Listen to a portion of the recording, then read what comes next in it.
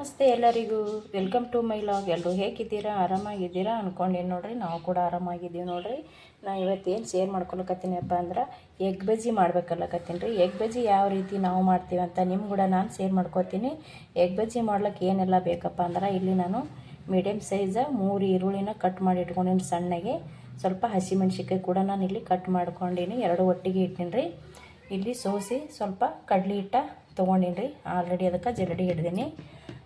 ಇಲ್ಲಿ ಸ್ವಲ್ಪ ರುಚಿಗೆ ತಕ್ಕಷ್ಟು ಉಪ್ಪು ಮತ್ತು ರುಚಿಗೆ ತಕ್ಕಷ್ಟು ಖಾರ, ಅಜ್ವೇನು ಮತ್ತು ಉಪ್ಪು ಮತ್ತು ಜೀರಿಗೆ ತೊಗೊಂಡೀನಿ ಒಂದು ಸ್ವಲ್ಪ. ಇಲ್ಲಿ 2 ಮೊಟ್ಟೆ ತೊಗೊಂಡೀನಿ ರೀ. ಮೊಟ್ಟೆ ಹಾಕಿ ನಾವು ಬಜ್ಜಿ ಮಾಡಿ ನೋಡಿರಿ, ಸಖತ್ ಟೇಸ್ಟ್ ಆಗ್ತದ. ಯಾವ ರೀತಿ ಮಾಡೋದು, ಯಾವ ರೀತಿ ಕಲಸ್ಕೊಳ್ಳೋದು ಅಂತ ಇವಾಗ ನಾನು ನಿಮ್ಮ ಕೂಡ ಶೇರ್ ಮಾಡ್ಕೋತೀನಿ. ನಾನಿಲ್ಲಿ ಒಂದು ಪಾತ್ರೆದಾಗ ಹಿಟ್ಟು ತೊಗೊಂಡೀನಿ ರೀ. ಕಡ್ಲಿ ಹಿಟ್ಟ ಸೋಸಿ ಇಟ್ಕೊಂಡೀನಿ ನಾನು ಆಲ್ರೆಡಿ. ಇದಕ್ಕೆ ಇಲ್ಲಿ ತೊಗೊಂಡಿವಲ್ಲ ರೀ, ಪ್ರತಿಯೊಂದನ್ನು ಸೇರಿಸ್ಕೊತೀನಿ ರೀ. ಅಜ್ವೇನ ಅದಾವ್ರಿ, ಅಜ್ವೇನ ಸೇರಿಸ್ಕೊತೀನಿ. ಸ್ವಲ್ಪ ಸೋಡಾದ ಪುಡಿ ಕೂಡ ಸೇರಿಸ್ಕೊತೀನಿ ರೀ. ಜೀರಿಗೆ ಹಾಕೊಳಕತ್ತೀನಿ ರೀ. ರುಚಿಗೆ ತಕ್ಕಷ್ಟು ಉಪ್ಪು, ಖಾರನೂ ನೋಡಿಕೊಂಡು ಹಾಕೋದು. ಯಾಕಪ್ಪ ಅಂದ್ರೆ ಆಲ್ರೆಡಿ ನಾನು ಇವಾಗ ಹಸಿಮೆಣ್ಸಿಕಾಯಿ ತೊಗೊಂಡಿದ್ದೀನಿ. ಅದಕ್ಕೆ ನೋಡಿಕೊಂಡು ಅಚ್ಚು ಖಾರದ ಪುಡಿ ಹಾಕ್ಕೊಂಡಿನಿ. ಸ್ವಲ್ಪ ಏನಾರೇ ಕಮ್ಮಿ ಬಿತ್ತಂದ್ರೂ ಕೂಡ ಮತ್ತೆ ನಾನು ಸೇರಿಸ್ಕೊತೀನಿ. ಇವಾಗ ಕಟ್ ಮಾಡಿಟ್ಟಿರೋಂಥ ಈರುಳ್ಳಿನ, ಹಸಿಮೆಣ್ಸಿಕಾಯಿ ಈರುಳ್ಳಿ 2 ಒಟ್ಟಿಗೆ ನಾನು ಸೇರಿಸ್ಕೊತೀನಿ ರೀ.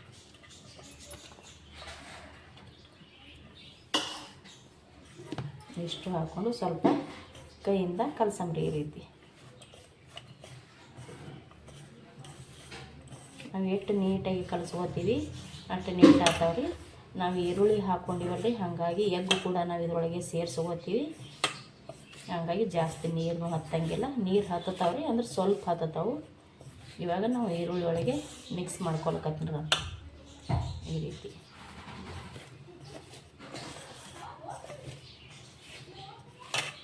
ತುಂಬಾ ಚೆನ್ನಾಗಿ ಬರ್ತಾವ್ರಿ, ತುಂಬ ಚೆನ್ನಾಗಿ ಆಗ್ತಾವೆ, ಗೋಲ್ ಗೋಲಾಗಿ ಆಗ್ತಾವೆ, ಸೂಪರ್ ಟೇಸ್ಟ್ ಆಗ್ತಾವ್ರಿ. ಒಂದು ಸಲ ನೀವು ತತ್ತಿ ಅಥವಾ ಎಗ್ಗು ಮೊಟ್ಟೆ ಒಟ್ಟು ಇದನ್ನು ಹಾಕಿ ನೀವು ಒಂದು ಸಲ ಟ್ರೈ ಮಾಡಿರಿ, ಸಖತ್ ಟೇಸ್ಟ್ ಆಗ್ತದೆ. ಇವಾಗ ಇದನ್ನು ನಾನು ಹಾಕೋತೀನಿ ರೀ.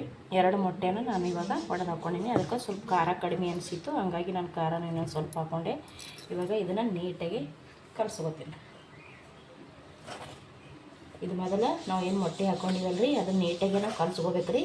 ಅದು ಕಲಸ್ಕೊಂಡು ಆದ ಬಳಿಕ ನೀರು ಎಷ್ಟು ಹತ್ತದ ನೋಡಿಕೊಂಡು ಸ್ವಲ್ಪ ನೀರು ಸೇರಿಸ್ಕೊಳ್ಳೋಣ ರೀ. ಇವಾಗ ಫಸ್ಟ್ ನಾನು ಇದನ್ನೇ ಕಲಸ್ಕೊಂಡು ತೊಗೋತೀನಿ. ಮೊಟ್ಟೆ ಹಾಕೊಂಡಿನಲ್ಲ ರೀ, ಅದು ಕಲಸ್ಕೊತೀನಿ ಮೊದಲು. ಇದು ನಾನು ಇವಾಗ ನೀಟಾಗಿ ಕಲಸ್ಕೊತೀನಿ. ನಾನು ಮೊಟ್ಟೆ ಹಾಕ್ಕೊಂಡು ಇದನ್ನು ಒಂದು ಸ್ವಲ್ಪ ನೀಟಾಗಿ ಕಲಸ್ಕೊಂಡೀನಿ ರೀ. ಇವಾಗ ಇದಕ್ಕೆ ಒಂದು ಸ್ವಲ್ಪ ನೀರು ಹಾಕೋಲೇಬೇಕಾಗ್ತದ್ರಿ. ನಾನು ನೀರು ಹಾಕ್ಕೊತೀನಿ ನೋಡಿರಿ. ನೋಡ್ಕೊಂಡು ಭಾಳ ತಿಳುವೂ ಮಾಡ್ಕೊಬಾರ್ದು ಹಿಟ್ಟ, ಭಾಳ ಗಟ್ಟಿನೂ ಮಾಡ್ಕೋಬಾರ್ದು.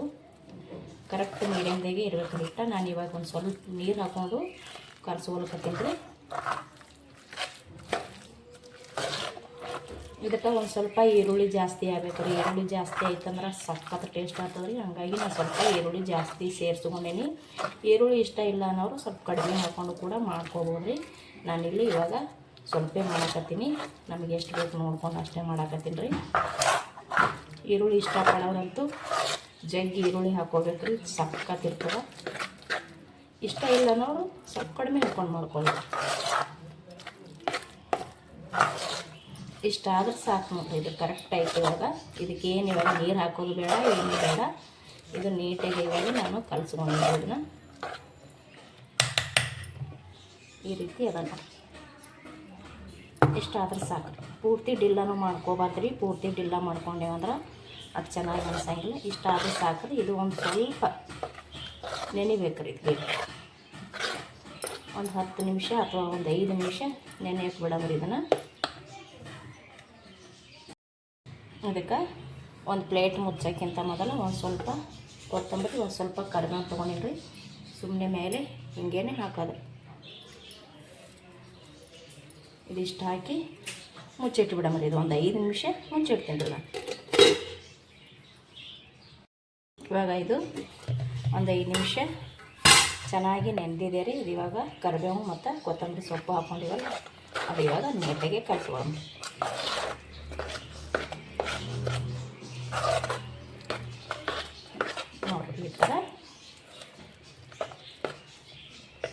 ತೊಗೊಂಡ್ರೆ ಆಯ್ತು. ಇವಾಗ ಒಂದು ಕಡೆದಾಗ ಎಣ್ಣೆ ಕಾಯಕ್ಕೆ ಇಡಮ್ರಿ. ಈ ಚಿಕ್ಕದೊಂದು ಪಾತ್ರೆ ಇಟ್ಕೊಂಡು, ಅಂದರೆ ಒಂದು ಚಿಕ್ಕದ ಕಡೆ ಇಟ್ಕೊಂಡಿದ್ರಣ, ಕಡೆ ಇಟ್ಕೊಂಡು ಎಣ್ಣೆ ಹಾಕಿನಿ. ಅದು ಎಣ್ಣೆ ಕೈಗೆ ಕತ್ತದ್ರಿ. ಇನ್ನೊಂದು ಸ್ವಲ್ಪ ಕಾಯ್ಬೇಕ್ರಿ ಅದು ಎಣ್ಣೆ. ನೋಡಿರಿ ಇವಾಗ ಎಣ್ಣೆ ಕಾಯ್ದೈತಿ. ಇವಾಗ ಒಂದೊಂದಾಗಿ ಬಜ್ಜಿ ಸೇರಿಸ್ಕೊಳ್ಳೋಣ.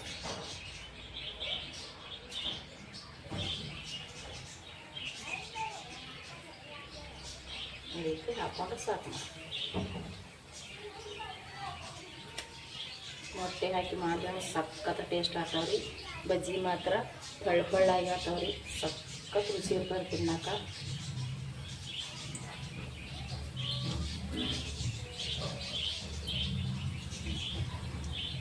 ಮತ್ತು ಈಜಿಯಾಗಿ ಮಾಡ್ಕೋಬೋದ್ರಿ. ಬೇಗ ಕೂಡ ರೆಡಿ ಆಗೋತಾವೆ ನೋಡಿ. ಇವಾಗ ಇವು ತಿರುಗಿ ಹಾಕೊಳ್ಳೋಣ.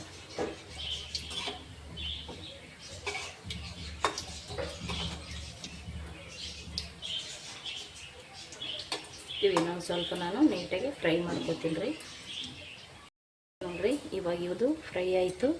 ನಾನು ಇವು ಒಂದು ಪ್ಲೇಟಿಗೆ ತಕ್ಕೋತೀನಿ ರೀ.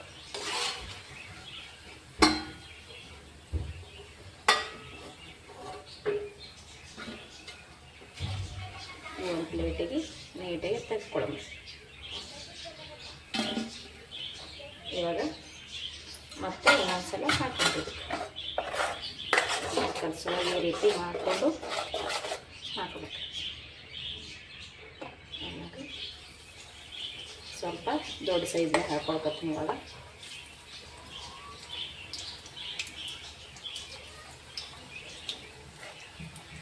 ಕೈಯಿಂದನೂ ಹಾಕ್ಕೊಬೋದು. ಕೈಯಿಂದ ಹಾಕೊಂಡ್ರೂ ಕೂಡ ನೀಟಾಗಿ ಗೋಲಾಗಿ ಬರುತ್ತೆ. ಚಮಚೆಲ್ಲ ಕೂಡ ಹಾಕ್ಕೋಬೋದು. ನಾನಿದು ಒಂದು ಸ್ವಲ್ಪ ದೊಡ್ಡ ಸೈಜ್ ಹಾಕ್ಕೊಂಡಿದ್ದೆ.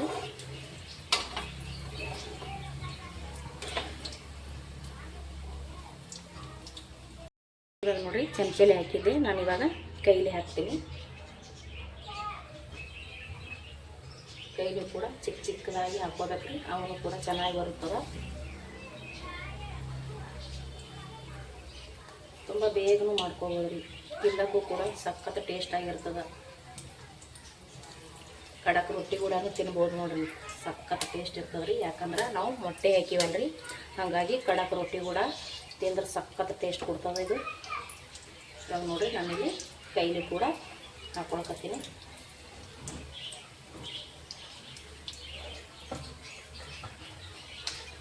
ಒಂದು ಸ್ವಲ್ಪ ಹೊಳ್ಳಿ ಹಾಕೊಂಡು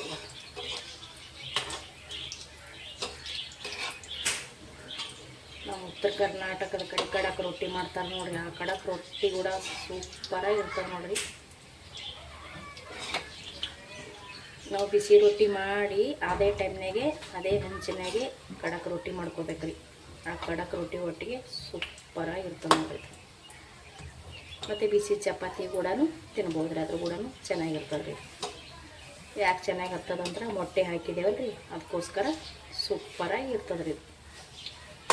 ಇದು ಕೂಡ ನಾನು ನೀಟಾಗಿ ಫ್ರೈ ಮಾಡಿ ತೆಗಿತೀನಿ ನೋಡಿರಿ. ಅಷ್ಟು ಬಜ್ಜಿ ನಾನು ರೆಡಿ ಮಾಡ್ಕೊಂಡ. ಇವಾಗ ಇದಿಷ್ಟೇ ಲಾಸ್ಟ್. ಇವಿಷ್ಟೇ ಹೋದವ್ರು. ಇವಾಗ ನೋಡಿ ಯಾವ ಥರ ಬಂದಿದೆ ಅಂತ. ಸಖತ್ತಾಗಿರ್ತಾವೆ ನೋಡಿರಿ. ಈ ಥರ ನೀವು ಒಮ್ಮೆ ಮೊಟ್ಟೆ ಹಾಕಿ ಬಜ್ಜಿ ಮಾಡಿ ನೋಡಿರಿ. ಸಖತ್ ಇಷ್ಟಪಡ್ತೀರ ನೀವು ಕೂಡ ತಂದ್ಕೊಂಡಿನಿ. ಇದು ನೋಡಿರಿ ಇವಾಗ ಅಷ್ಟು ನಾನು ಇದೇ ಥರ ಮಾಡಿಕೊಂಡೆ. ಇವಾಗ ಇವೆಲ್ಲ ತೊಕ್ಕೊತೀನಿ ರೀ. ಒಂದು ಪ್ಲೇಟಿಗೆ ತೊಕ್ಕೊತೀನಿ ರೀ. ನೋಡಿ ನಾನು ಮಾಡಿಟ್ಟಿರುವಂಥ ಬಜ್ಜಿ ತೊಕ್ಕೊಂಡೆ ರೀ. ಇವಾಗ ನಾನು ಒಂದು ಸ್ವಲ್ಪ ಎಣ್ಣೆ ಹಾಕ್ಕೊಂಡಿದ್ದೆ. ಇನ್ನು ಇಷ್ಟು ಎಣ್ಣೆ ಉಳ್ದ ನೋಡಿರಿ. ಯಾಕಪ್ಪ ಅಂದ್ರೆ ಎಣ್ಣೆ ಜಾಸ್ತಿ ಹೋಗಂಗಿಲ್ಲ ರೀ. ಸೋಡಾ ಹಾಕ್ಕೊಂಡಿವಪ್ಪ ಅಂದ್ರೂ ಕೂಡ ನಾವು ಎಣ್ಣೆ ಜಾಸ್ತಿ ಹೋಗಲ್ಲ. ಯಾಕಂದ್ರೆ ನಾವು ಮೊಟ್ಟೆ ಹಾಕಿದ್ದೇವೆ ರೀ. ಜಾಸ್ತಿ ಎಣ್ಣೆನೂ ಜೊಗ್ಗಂಗಿಲ್ಲ ರೀ. ಇದು ನೋಡಿರಿ ಅಷ್ಟು ಎಣ್ಣೆ ಉಳ್ದ ನೋಡಿ. ನಾನು ಹಾಕಿದ್ದು ಸ್ವಲ್ಪ ಎಣ್ಣೆ ಹಾಕ್ಕೊಂಡಿದ್ದೆ. ಒಂದು ಸ್ವಲ್ಪ ಹೋಗ್ಯದಷ್ಟೇ ನೋಡಿರಿ. ಇಲ್ಲಿ ಇಷ್ಟನ್ನು ರೆಡಿ ಮಾಡಿ ತೊಗೊಂಡಿನಿ. ನೋಡ್ಬೋದು ನೀವು ಸಖತ್ತಾಗಿ ಬಂದದ್ರಿ ನೋಡಿರಿ. ಎಣ್ಣೆನೂ ಕೂಡ ಜಾಸ್ತಿ ಜೊಗ್ಗಂಗಿಲ್ಲ ರೀ. ಇದು ಸೂಪರಾಗಿ ಬಂದ ನೋಡಿರಿ. ಮೊಟ್ಟೆ ಹಾಕಿ ಮಾಡಿರುವಂಥ ಬಜ್ಜಿ ಸಖತ್ ಟೇಸ್ಟ್ ಆಗ್ತದ. ಮತ್ತು ಅಷ್ಟೇ ಮಿದು ಆತವ್ರಿ ಬಜ್ಜಿ. ಕಡಕ್ ರೊಟ್ಟಿ ಮತ್ತು ಬಿಸಿ ಚಪಾತಿಗಂತೂ ಸೂಪರಾಗಿರ್ತದೆ ರೀ. ಬಿಸಿ ಬಿಸಿ ಹಾಗೆ ತಿನ್ನೋಕ್ಕೂ ಕೂಡ ಸೂಪರಾಗಿರ್ತಾವೆ ರೀ. ನೀವು ಕೂಡ ಒಂದು ಸಲ ಟ್ರೈ ಮಾಡಿ ನೋಡಿರಿ, ನೀವು ಇಷ್ಟಪಡ್ತೀರಾ ಅಂದ್ಕೊಂಡೀನಿ. ನಾವು ಮಾಡಿರುವಂಥ ಮೊಟ್ಟೆ ಹಾಕಿ ಮಾಡಿರುವಂಥ ಬಜ್ಜಿ ನಿಮಗೆ ಇಷ್ಟ ಆಗೈತಪ್ಪ ಅಂದ್ರೆ ಪ್ಲೀಸ್ ಒಂದು ಲೈಕ್ ಮಾಡಿರಿ, ವಿಡಿಯೋ ನೋಡಿ ಸಪೋರ್ಟ್ ಮಾಡಿರಿ. ಮತ್ತೊಮ್ಮೆ ಎಲ್ಲರಿಗೂ ನಮಸ್ಕಾರ ರೀ. Thank you.